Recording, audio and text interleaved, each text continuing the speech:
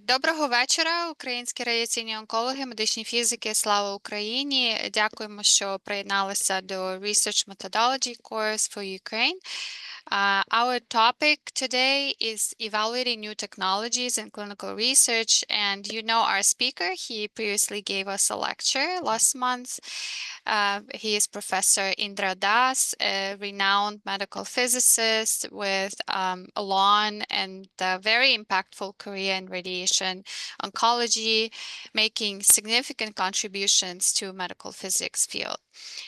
He is currently professor at Northwestern University in Chicago, and he is a fellow of many, many societies. He's also recipient of numerous awards, and he has published extensively over around 300 papers, and he served or serving on editorial boards of many publishing journals, including Medical Physics, British Journal of Radiology, Red Journal, and so forth. So Dr. Das is a big supporter of Ukraine, and we are very grateful for contributing so much to our teaching. He taught previously at our APM Hug UAM course. Now he's giving 2 lectures in this course. So we are very, very grateful for your time and contributions. He's also mentoring one of the research projects in this course. Thank you so much for preparing today's lecture, Dr. Das. We are very eager to hear and learn from you on evaluating new technologies in clinical research. The mic is yours. Okay, well, thank you, Natalia. It's really great pleasure. I know that I wish I had a magic to stop the war and all that things. Unfortunately, we don't have those magic wand, but we all wish the war ends and then you have a peaceful life in your beautiful country, and you can just be a normal life. I mean, that's what we wish for. So whatever small contributions we can give, I think it is it's that's what I personally think that I feel that we should support Ukraine in every aspect, and I think Natalia has done a tremendous amount of job. I think organizing any meetings or any courses are always a challenge, and she has a untiring. She actually, I don't know whether she sleeps well, but she had been just steadfast supporting Ukraine, and one should do that. So this courses, hopefully, it is a small token of our appreciations, and also our contributions to the to your learning, and hopefully you'll get something out of these courses. So let's move on. I think the topic was rather very broad, and I thought that I should go through this process of giving you some fundamental things about the research, and because it's all about the research. So the way I look at it is that research is an idea or hypothesis or perceptions, and by which you create a real model. Are you supposed to make something, and how you do that, I think it is it's kind of abstracts in that way. But the problem is that research is always, it's unknown, because if it is unknown, it was somebody has already published. It is unknown process. You have no idea where you are going to end up, and you have no informations up front. You have no information, so you are basically searching informations. And you do with many trials, and it's, if you think that with one attempt you are going to achieve your goal, you may be fooling yourself. You may not be able to achieve that. So you have to do many trials, And once you do many attempts, many times, you might improve your model, and then you may be able to give that reality. The outcome also is not always true, is always known, because a lot of times you do research and 2 years, 6 months, or whatever that time, you wasted and you have not gotten any results. And it is sometimes can be very disturbing because people will think that they lost all the time and they have not gotten. And so the net result is that it may be either you may get a, results or poor results, and it may not be a perfect things what you think. That's why there is a additional research needed, and so it's a continuous process. We modify our thought process, and that's how we move on. So just to give you analogy about that, what I talked so far is that let's take elephant. Here's elephant, and let's do an experiment with blind people. There are people who don't know that what elephant looks like, but we put many blind people. One person, he is touching the leg of the elephant, and then he said, "Oh, yeah, it looks like a pillar." There is another blind person, and he touches the tail of the elephant, and then he conclude that, well, the tail is a broom. And then another person, he touches the body and he says, oh, it is like a water drum. The other person who touches the ear of the elephant and he says, that is, oh, that's a fan. The other one who touches the trunk, he said, this is a very shiny um, rod. And other person is touches the trunk and he says, oh, it's a water hose. So now we got a pillar, a broom, a barrel, a fan, a tube, a hose. When you combine these things, it has no reality to the elephant. But if we make millions of the attempts, if we put data points, then we may be able to close to form some kind of reality to the elephant. And that is the analogy in research. In research, you are looking only a small component, and that may not give you a big idea or big thing. So just think about this, um, that blind people searching a reality, and that is what happens in the research. So what do you need in the research component? I mean, research is that first thing is that which you guys have plenty of, I mean, you have patience. You also have a lot of, the war has given you guys those resistance and power, but then you have a desire, passion, and aptitude. Those are the key things that you need for research.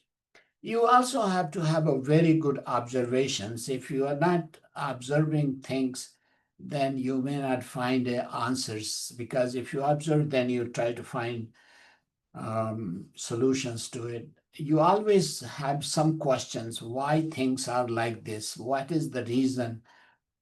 Um, Research again requires a time commitment. If you think that you don't have adequate time, maybe you have to find some time, because without time you can't do research.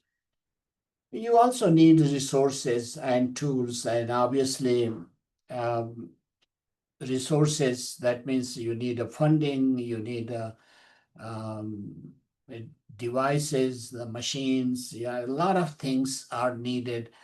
And I mean, country as such is going through a difficult time. So um, I think the resources are limited, but it is possible that post reconstruction time, things may be different, and then you may be able to get those things needed.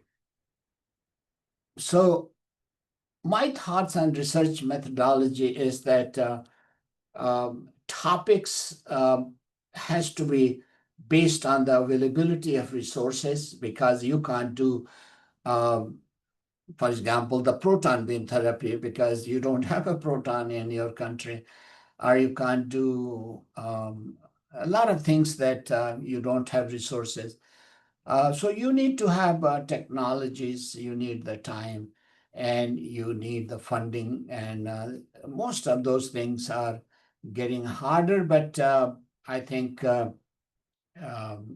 the international community, I think, will support you guys, and things may happen. From your personal point of view, I think you must have a curiosity, and you should have a desire to just question why and how. And I'll tell you that these things, because of my own journey, and this our this particular lecture, I have put a lot of my publications and thought process that how I actually overcome a lot of difficulties. And you'll see that there were a lot of accolade that I have adapted to, and a lot of things that I feel good that the international community has adopted some of my concepts. And it just ended up with many publications. So let's talk a little bit about the cancer.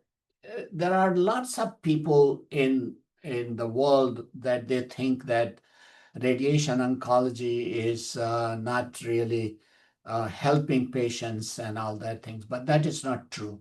If you actually look at the ACS data points, and there was a publication in JAMA, both, if you look at it, our survival rates are the patients living with cancer is much, much better in every disease site, starting from 2000, because we actually have made a significant stride in the outcome. So the people are living longer. And so these are all because of um, technology, because of the better treatments and things like that. If you actually look at the right panels, you see that cancer used to be in the middle. The first one used to be the heart disease. Um, Now, worldwide, actually, the cancer is the leading cause of death. And this curve indicates that we are winning. We are winning in the cancer. And so that is a very optimistic thought process. Sorry, I'm okay. What that means that we still have but there is a disparity in resources. I told you that for research you need resources, but there is a vast amount of problems with resources, and it turned out to be that there are in the world there are lots of countries, lots of places that they don't even have any machines or any technologies, and so we cannot talk about the how they are coping up with this aspect of that. But on the other hand, if you look at this particular figure, which was published some years ago in Lancet Oncology, that they plotted the coverage of the health coverage, and that how uh, and incomes per GDP, then look at it. The United States is the one of the most expensive, and it is the on the top you see here. Actually, it is a very linear curve. If you look at this graph, it is very linear. That the cost or the GDP is directly related to the coverage and then outcome. But it's still, you see that there are outliers, the small countries that their GDPs don't allow. So those costs becomes prohibitive, and then the cancer care or even general health care then becomes harder. But a lot of things don't require a lot of money, a lot of things that we are talking about. And so one of the simplest thing is that you can do surveys, either patient survey or the concept survey or anything. That one has a least invasive process that, and in Ukraine, I'm sure you should be able to collaborate with Ukrainian people or European people, and then also you can collaborate with the international people. So if you have an idea about the how to do this or how the on any disease sites you may be able to patch together, and then we should be able to solve that problem. Obviously, the components that you need it is that you should have a curiosity. That means you should have some idea why this is happening, and then you need to just try to solve that for that patient-related problems, and then you look for the solutions, um, and then you think about how you're going to approach the problems and how you're going to achieve that particular goal. So, the first question is in the context of collaborative clinical research. If somebody gives you one and one, and what will be your thought process? What do you think um, that you should be giving? So the poll. It was a tough question, and I probably might have not explained properly, but um,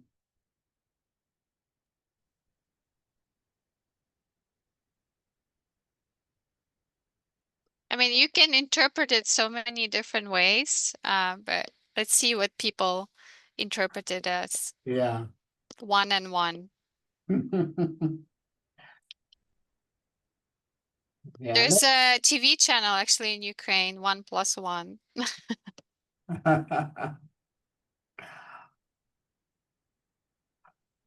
Okay. I think Okay, so I'm ending the poll, sharing results. So it's actually split. So C, yeah. Yeah, 11, I think I should have or explained A, this questions a 1. little bit better way. The answer is that I think thing was that in a collaborative clinical research, 1+1 is not 2, but it's actually quite high. So that means if you are doing a research alone versus if you have a friend, it's actually can be 11, and you can see that it's many, many fold higher. So the right answer was C, um, where you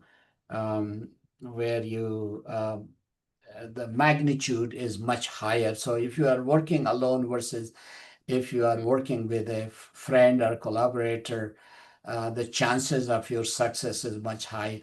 And so one and one is actually 11. And that is the power of collaboration. So that is something to remember. I guess the key word here was collaborative, right? Yeah, So it yeah, should yeah, be yeah, like yeah, yeah, yeah, emphasized. yeah, yeah, yeah. So uh, I think we somehow anyway, let's move on to there are a lot of people that believe that the technology is not very good. You spend money in the technologies, and so I've taken very seminal papers.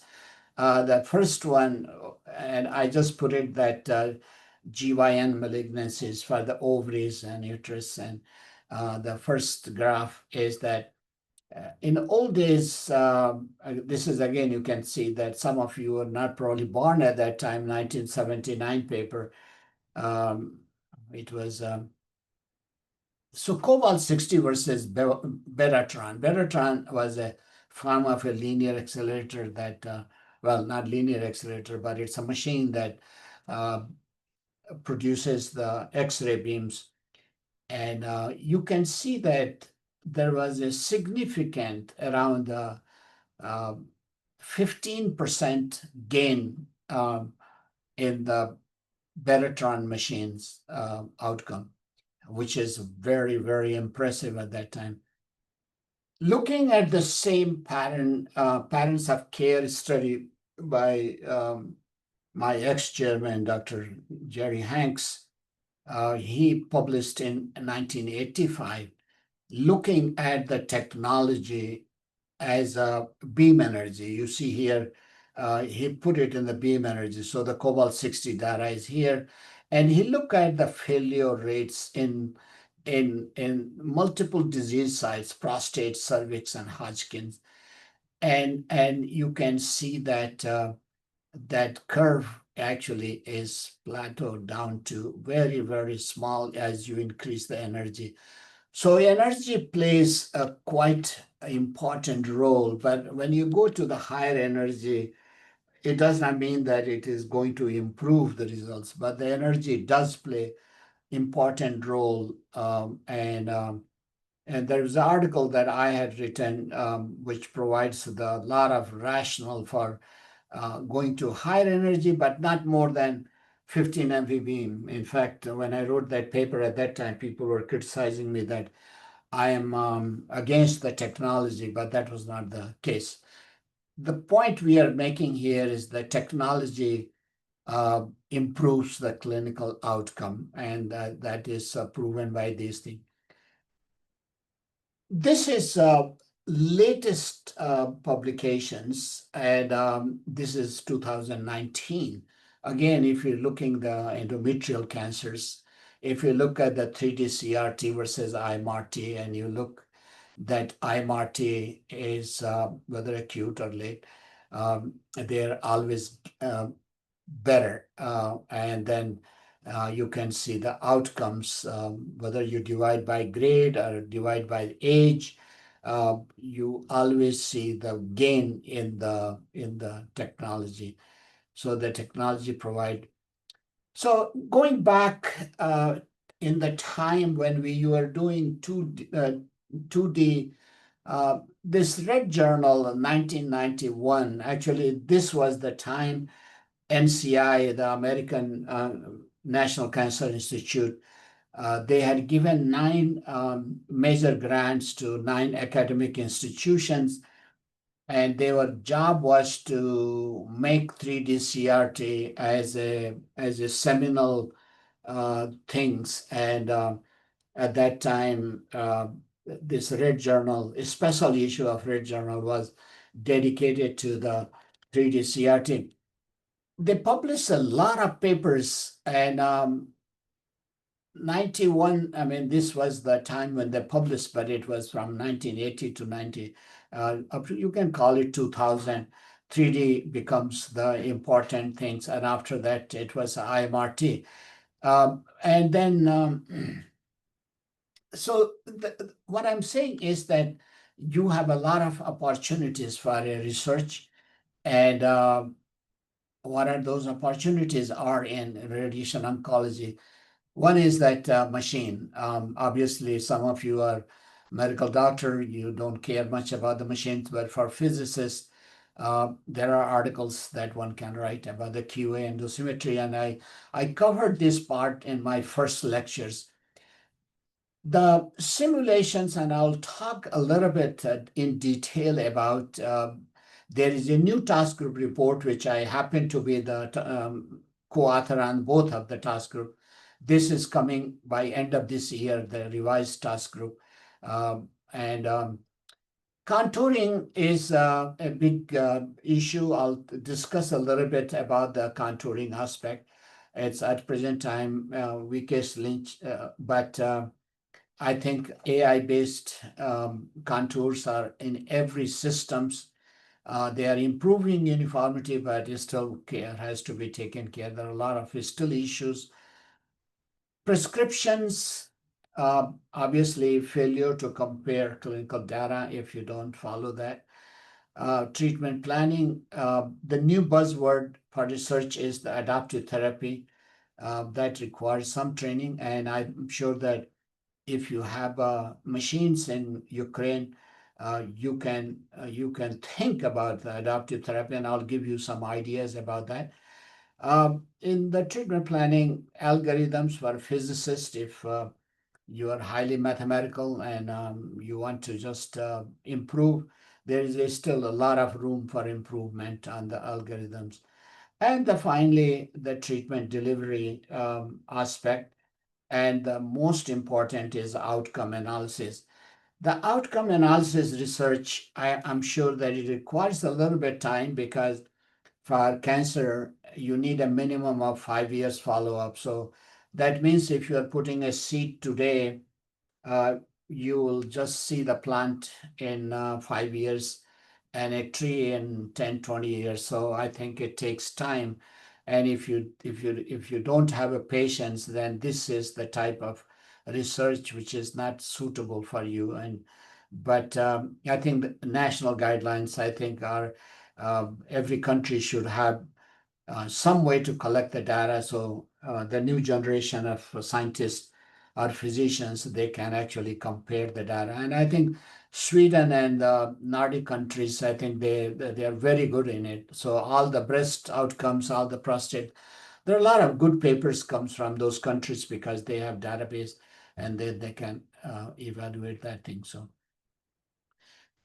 I have just put only a small section of the technologies that we have currently. Uh, Linear accelerators you have here. Radio surgery Novalis system used to be, it's fading away with true beams. Cyberknife also was quite a bit popular. Still, some places, Japan is still very popular. Tomotherapy, gamma knife, and proton beam, and some of them is actually the moving into the right directions. The MR-Linac is another one, and things like that. Uh, so we have another question. Technology in radiation oncology has provided.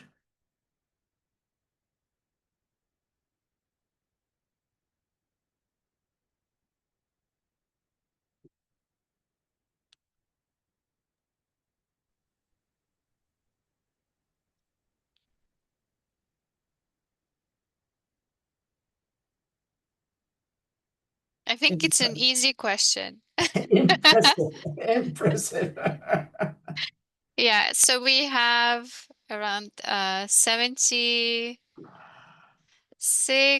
oh, 84%. Okay, so I'm ending the poll, sharing result. Obviously, option A was chosen by 96% of you. Thank you. So you believe in technology. I'm happy that you believe, and I think I convinced you. I showed you the data that technology does help, and so okay. Well, if you believe in technology, then you have to believe in accuracies. And this is a seminal paper written by Anders Brahme from Sweden.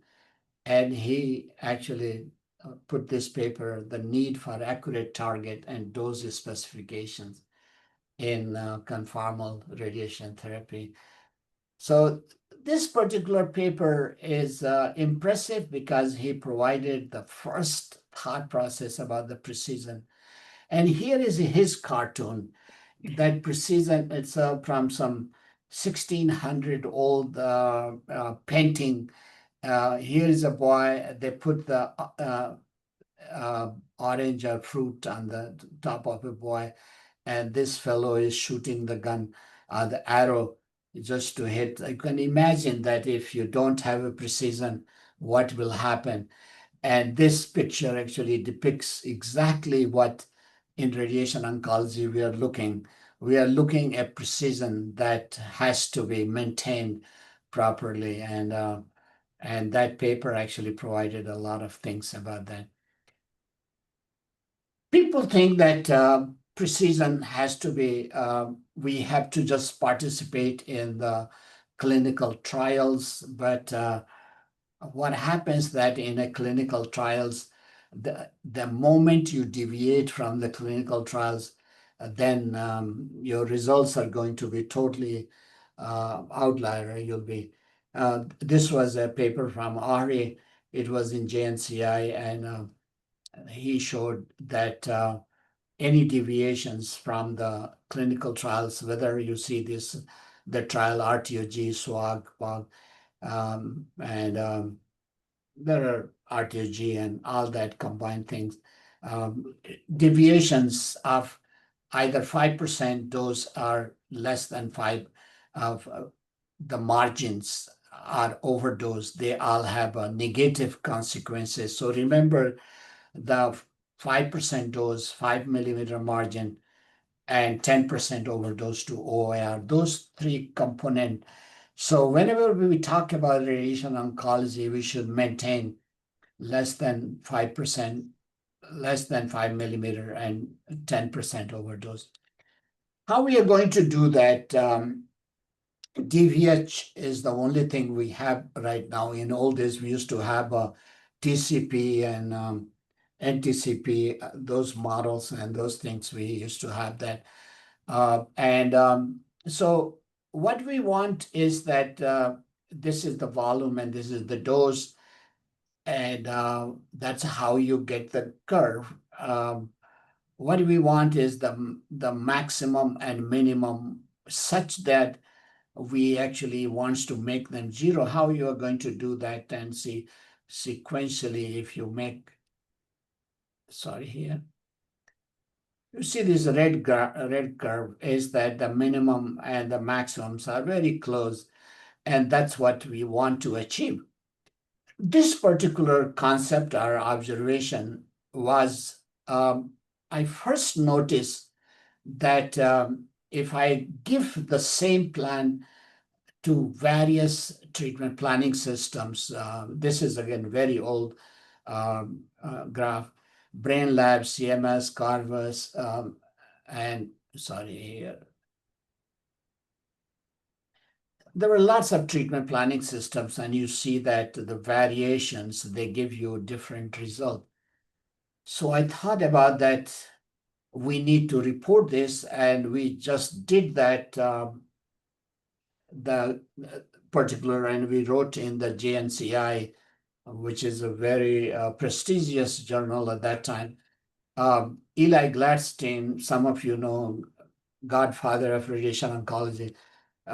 He was trained at Stanford, and he became the chair at the NCI, and then he came to UPenn, and I was fortunate to work with him. So we wrote a lot of good papers at that time, and we actually provided that what variabilities are there, and in this one, the first set of 5 institutions, we looked at it, and we found that 46% of them, they provide the higher, sorry, here.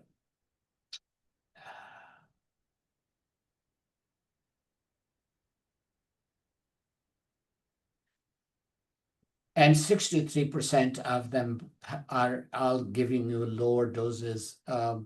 If you put remember that thing I was showing you 5%, I actually increased that to 10%. So I said, okay, how many of them are going to follow the 10% rule? And we find it out that 10%, there were very few. And so we looked at this particular parameters. And soon after this paper was published, there was a huge amount of editorials in newspapers, the Washington Post. It was on the television all over in the country that they talk about the radiation doses are all different in different places and different, and they all, and so I just thought it was interesting.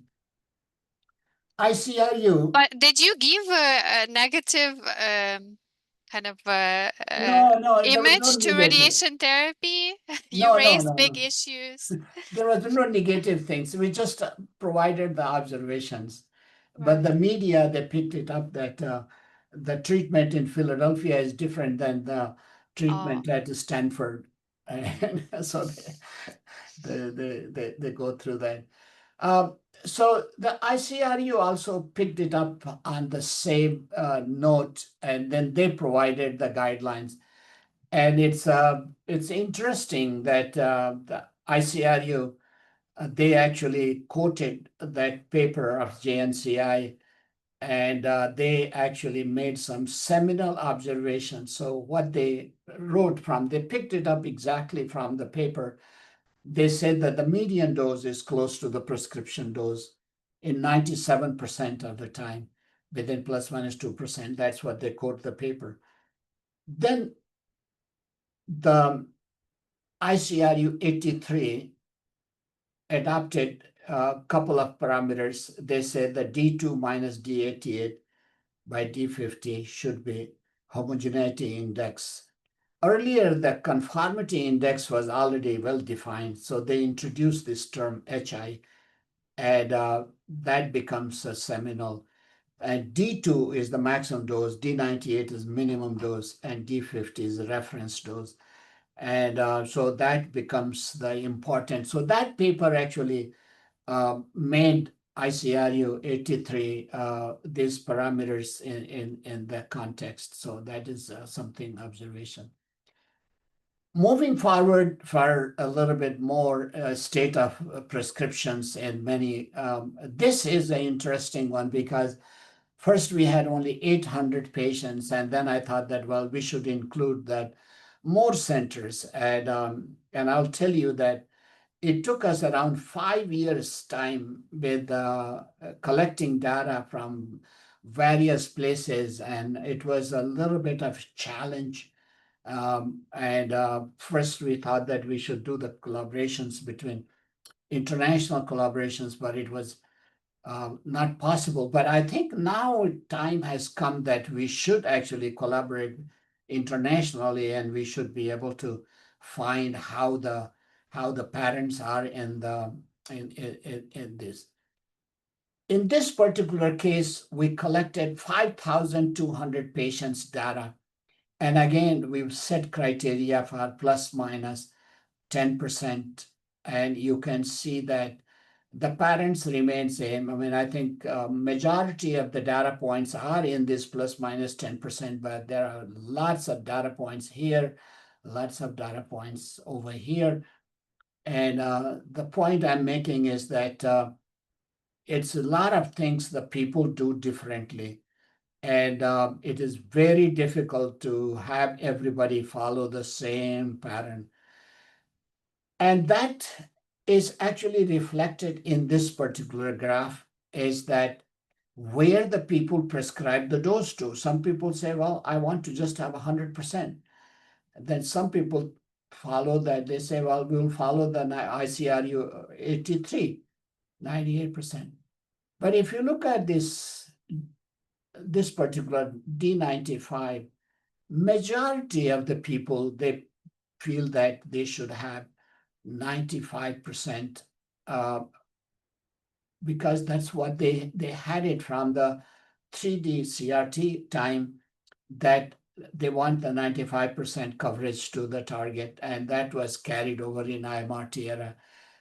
ICRU said that you should prescribe to D50, and it said that it's not even close to that because not everybody follow the international laws.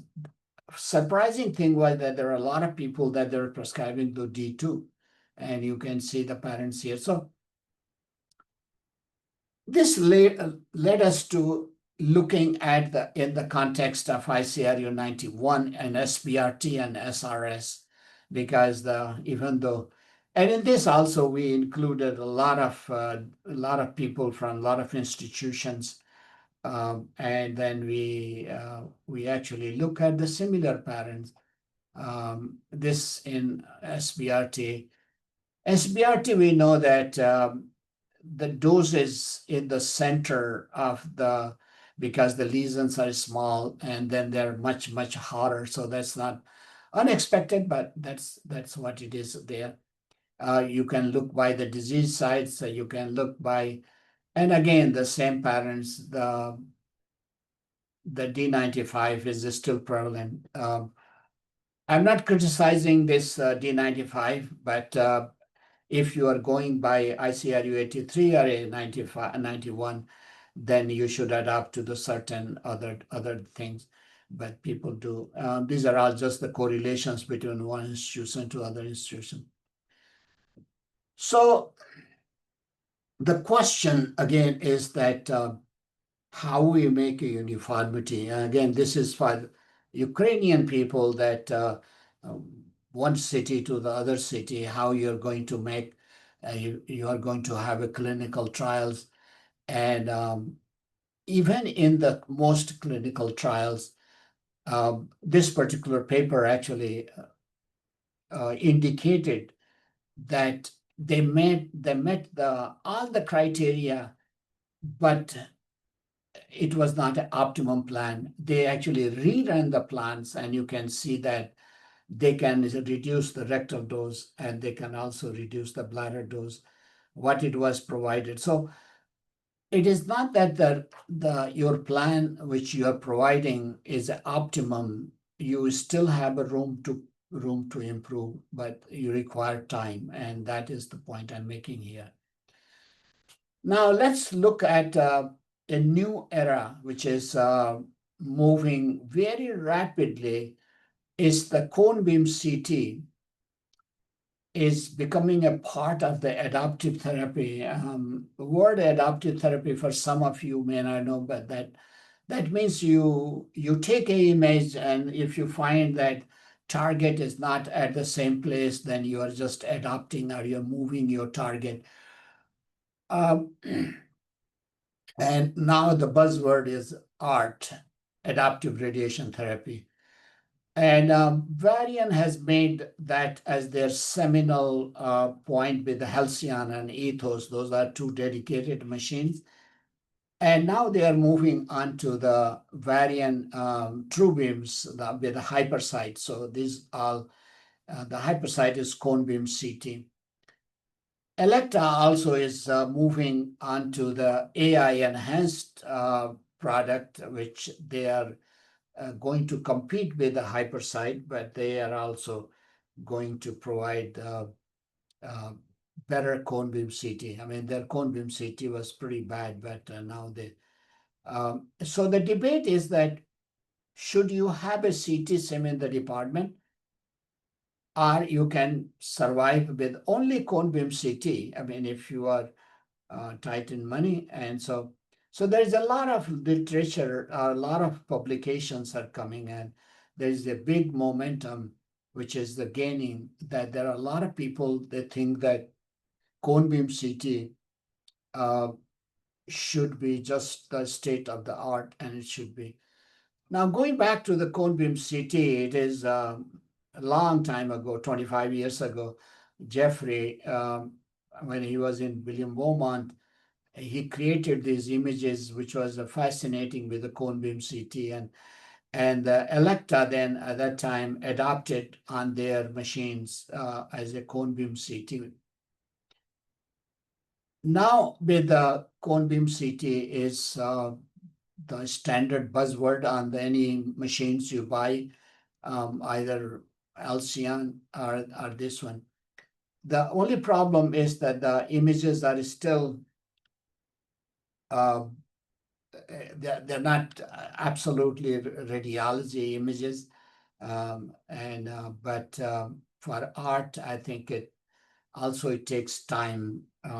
It's not a real time things that you can do.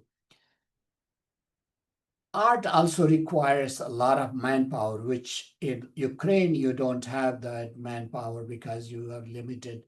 This paper just came in Red Journal about the implications of adaptive therapy, what we have to worry about.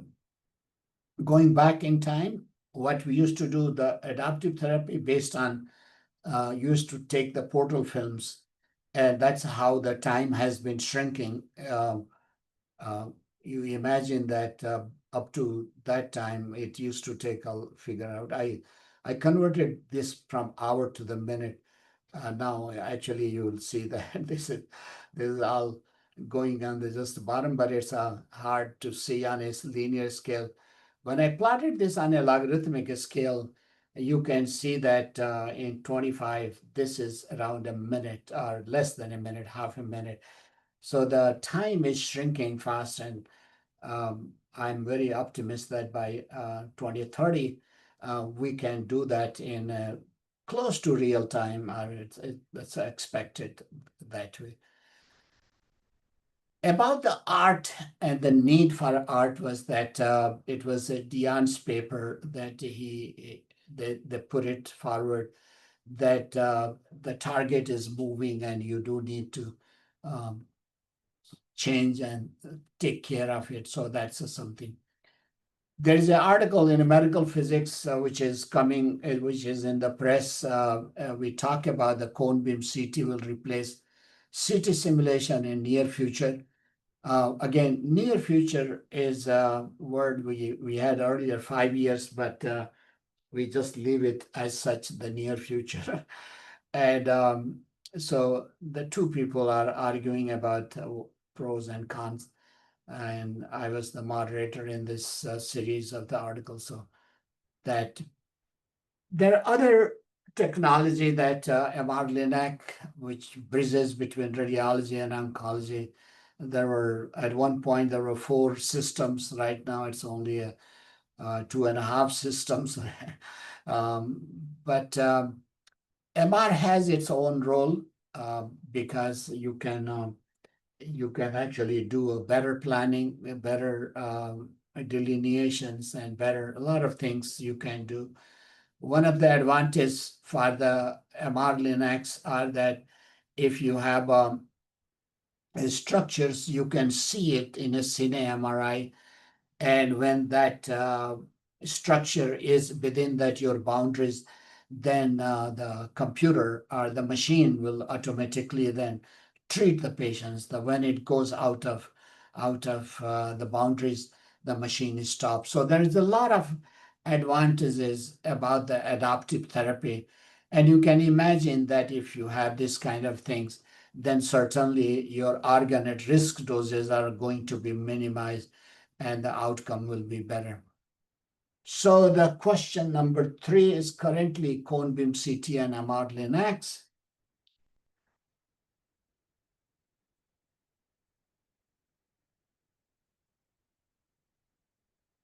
Yeah, this also is a little bit of a tricky question. So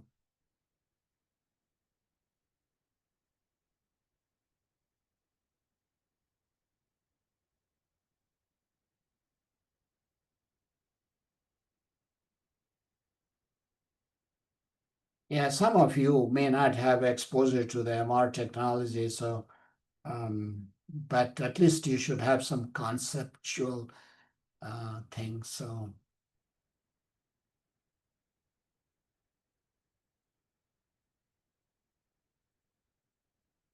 it's a tough question. O- Yeah, Okay, I'm ending the poll, sharing results. So majority of you answered D, and Marlinac is ideal for soft tissue adaptive therapy. good. Okay, thank you. Thank you. Okay. So the other question is that why adaptive therapy is important, because obviously you're making the target volume in the treatment volume. Now the target volume is very subjective, and it's variable between the um, it's a variable between the many physicians, and I'm just going to show you every disease sites, and these are from various publications. This was a 1993 Leuven's paper from Belgium, and she asked physicians to draw the target volume from radiographs, and then that's what it was shown here.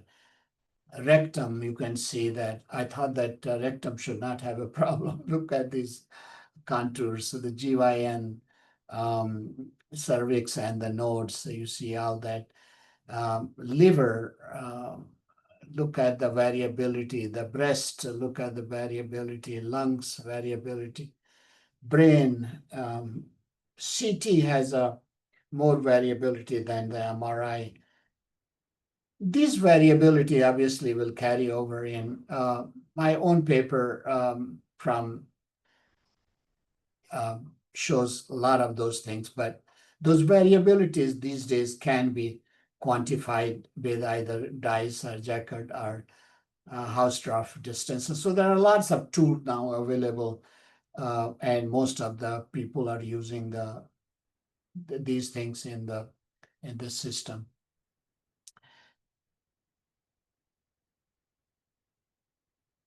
This variability is coming to end sooner, I should say, because the AI, the deep learning, auto contouring, is going to make some decision for most physicians, and they have to look at it. I mean, obviously, there is a vast amount of papers now being generated by these things, but it's still there are many places and variabilities. Still, you can see that in many centers there is still um, differences are there, but you have to be careful. That's what I want, Vicky. The margins are that when you have the target and then you are putting the margins, and I just gave you a couple of papers about the margins that once you have. If you actually plot the margins versus so if you have a tumor and if you put the extra, um, the margins, and that's the volume, you can see that the volume rises exponentially. There is a very large increase in that, and that is actually, this is a percent extra volume. This graph is in a percent. So if you have a small target, just like SBRT, 1.5 centimeters, you'll be having a lot of extra volume that you're going to actually irradiate. So you do need to think about this targets thing. So just another question about the target volume and margins. Should be easy.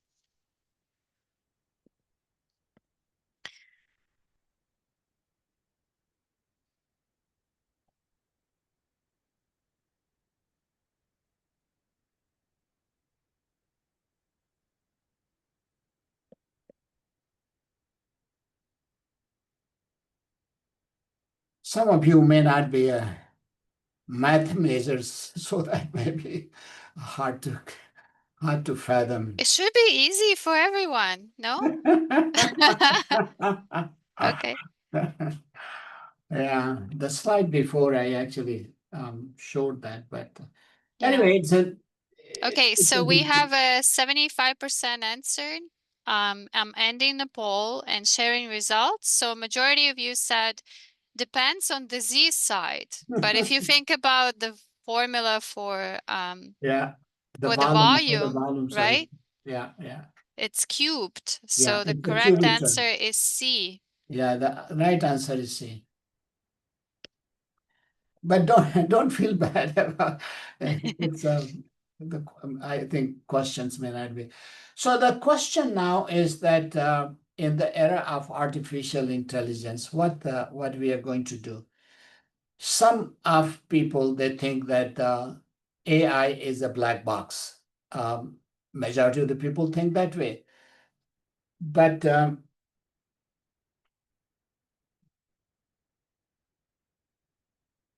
it is a lot of promise, and everybody thinks that in healthcare it is going to change.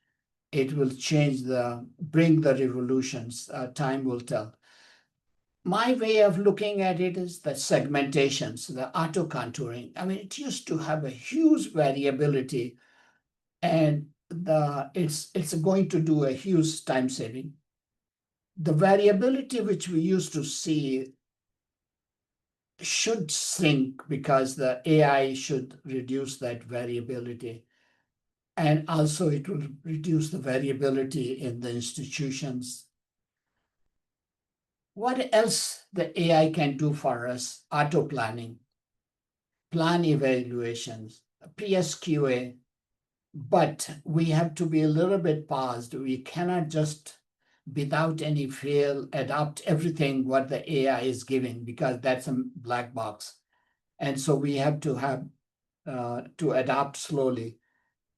It's not a perfect tool because there is a lot of times uh, a patient has only unilateral kidney, and the AI give you both side kidney, which is wrong. Sometimes the AI does not recognize the liver. Sometimes it does not recognize the other structures. So it requires some time. It also requires time and training and education. So, but it is going to help us in many, many ways. About the plan, obviously, this picture depicts that nine-field fixed gantry IMRTs, they can do it in 7 seconds. AI-based, it provides the same concept, same things. And so a lot of things are happening. Auto planning is the buzzword that people are thinking that it is going to just change our thought process about the treatment plans. Time will tell how that's going to span out, but that is something, the area of research that you should think about. Um, and those calculations also that, and a lot of things are improving. So it can do a lot of things about the fluence, uh, those calculations is speed. I showed you that it can do a lot of things in a very fast time. Uh, Gamma analysis, when you look at the from manual to the auto contouring, these are impressive numbers, very impressive numbers, and then that you can adopt.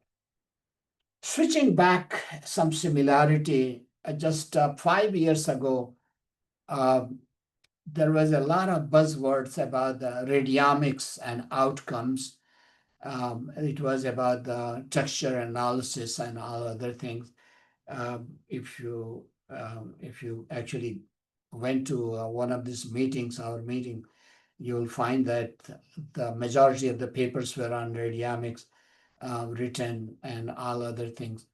But nobody talks now anymore radiomics. Everybody talks about AI. So in 5 years, time will tell whether AI has become so mature that we don't need to talk about and we don't need to. So the final question.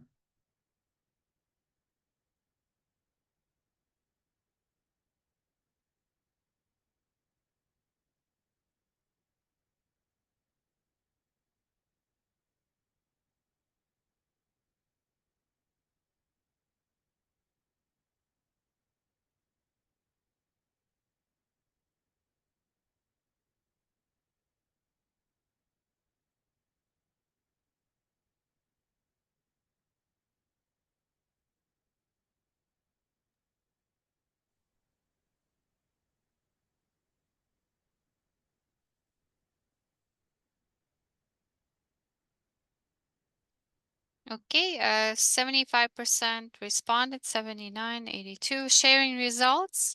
Majority of you, 63% answered D, that the new technologies in clinical research should be Yep, properly evaluated before adaptation. good, very good, very good. Thank you, thank you. Well, so I think my time is up. My ending notes are significant progress in radiation oncology has been made with imaging, advanced dose calculations, setup errors, motion managements, and treatment technologies. And that includes now the AI and all other aspects of it. So, a sincere advice for me, remember 1 plus 1 is not 2 or not 1. We will remember that one. Definitely. Find a collaborator, a guide, and a mentor because it will help you tremendously. Curiosity is another thing that you have to develop a curiosity. You have to question. You have to always think about why this thing is like this, why that's not happening, or why all that thing. So curiosity. that will give you opportunities for the research. Emerging frontiers, AI, radiomics, genomics may lead to better outcome. This particular things, the time will tell us, and then we will see how that goes.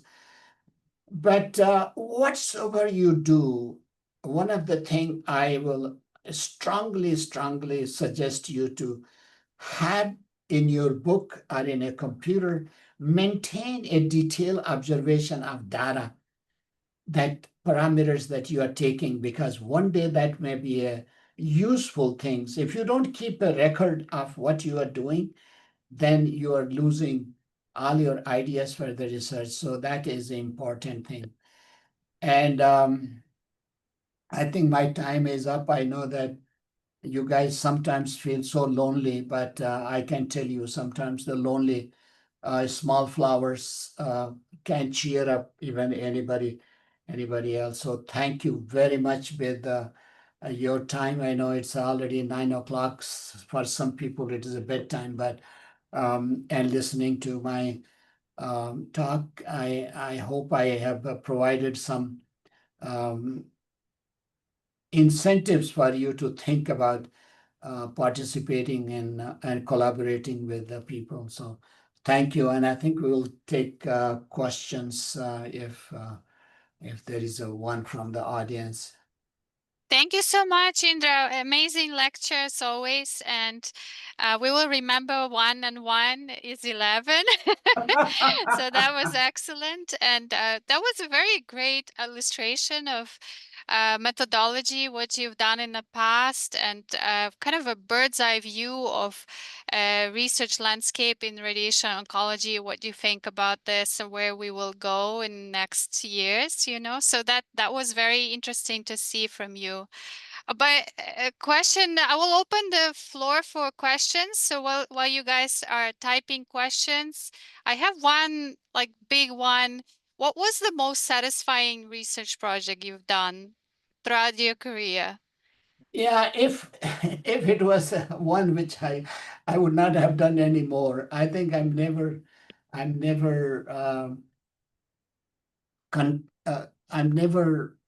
completely satisfied. I'm Uh, always searching a better project, better aspect. So um, you should never stop. There is not one project or there's not mm, one goal that you should say that, okay, this will be my last goal.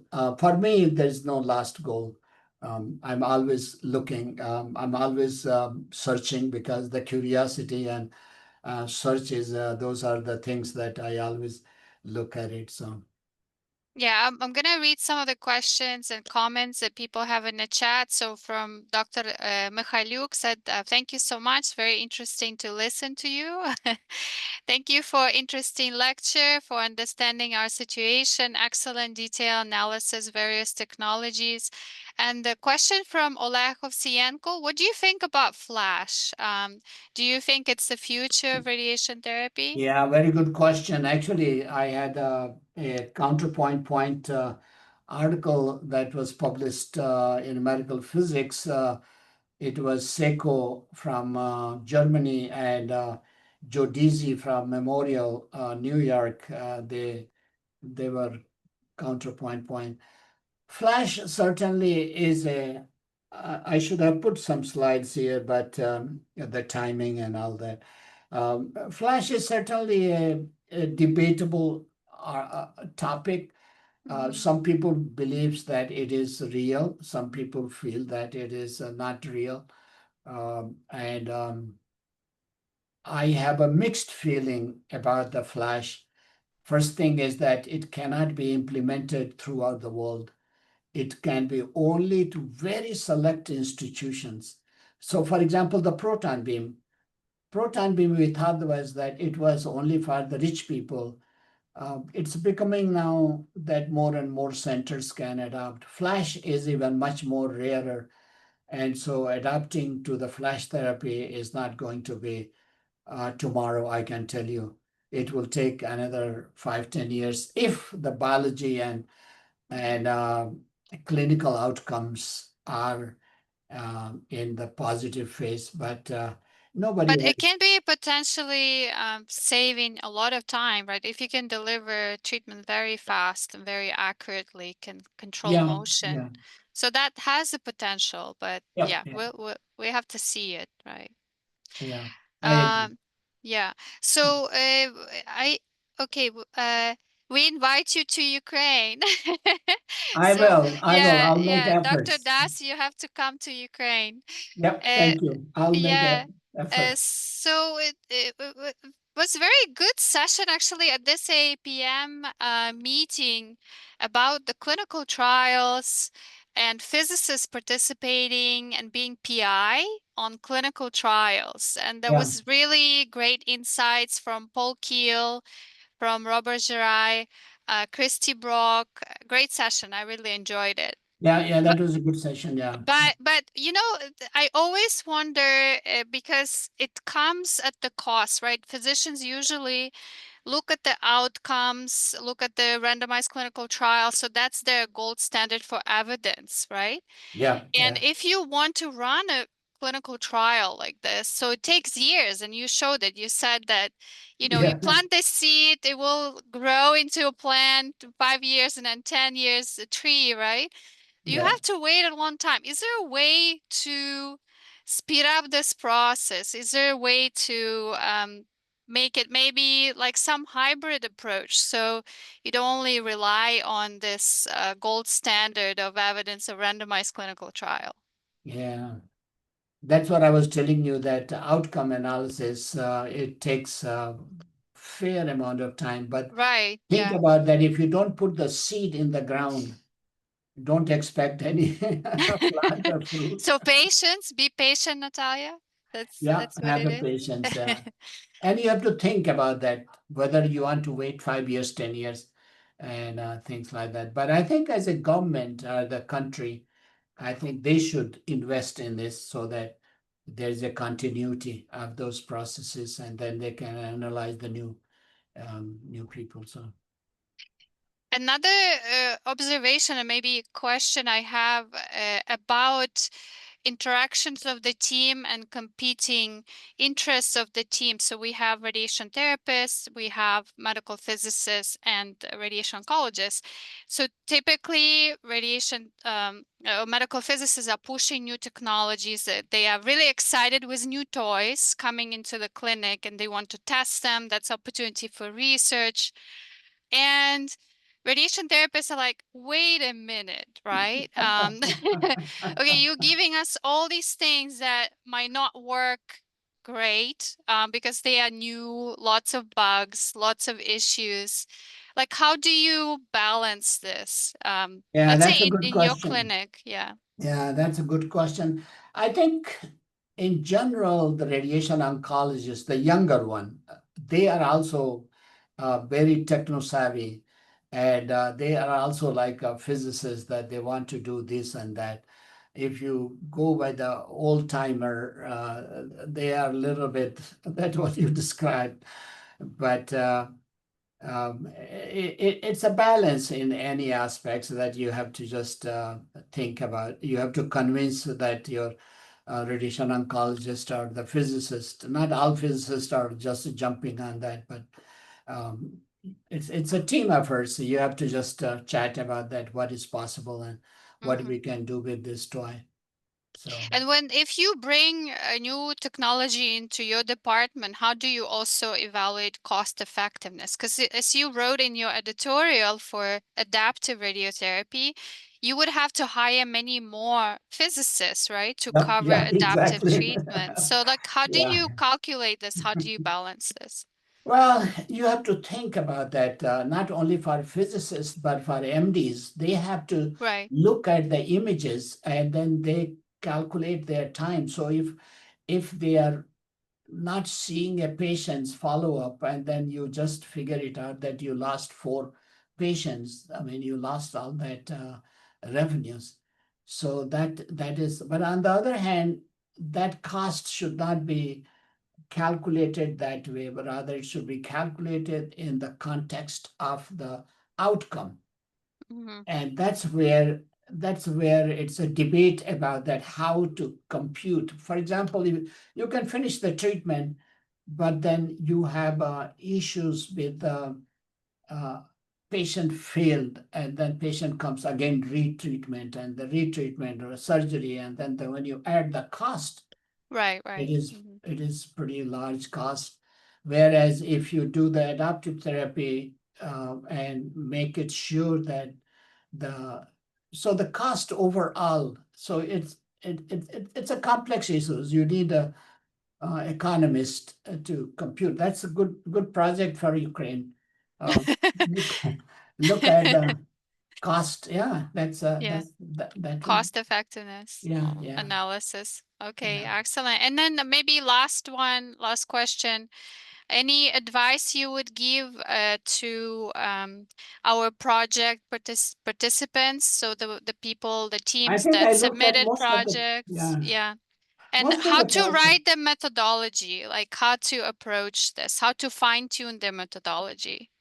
Yeah, I think I looked at most of the projects. I think some of them are very ambitious, Mm-hmm. and some of them takes forever. And a lot of, as a human, we don't have a patience. If you if you don't get results in 2 years, then you, my God, why I'm wasting all my time.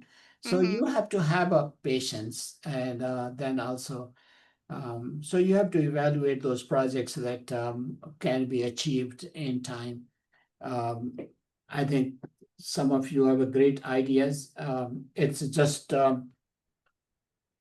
whenever the country gets back to the on its own without intrusion from Mm. Soviets, you will become one of great nations. I can tell you. I mean, I think you guys have a lot of potential and a lot of opportunities for success. Excellent. Yeah. Thank you, Indra. So that's a very good ending. On a high note, yeah, we have to be optimistic. And another good news also for Ukrainian participants, especially in the teams who submitted their projects. So there will be opportunity for you to present your projects at one of the biggest conferences in Ukraine, OncoHub Up to Date. Will be at the end of November, I believe, November 27th. Uh, Actually, Help Ukraine Group is collaborating with OncoHub to create a whole 1 day sessions dedicated for radiation oncology, medical physics, and RTTs. So that will be very, very interesting. And we will have one session specifically for this research methodology course and research projects that you proposed.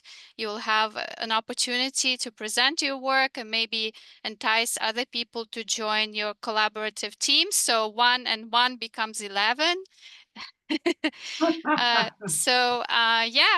We'll give you more information on this. And thank you for joining today's session. Thank you, Indra, for such an amazing presentation. It's always very interesting to hear from you and hear your view on research landscape in Thank radiation you. oncology. Thank you so much. And you received invitations to visit Ukraine. Thank you. Thank you. Well, Okay, God thank bless you you. guys. Hopefully the war is inside, so hopefully it will be over. So we'll see how that goes. We all hope for that. Yeah. Thank you, Indra. Okay. Yeah. Thank you, Okay. everyone. See you in a month.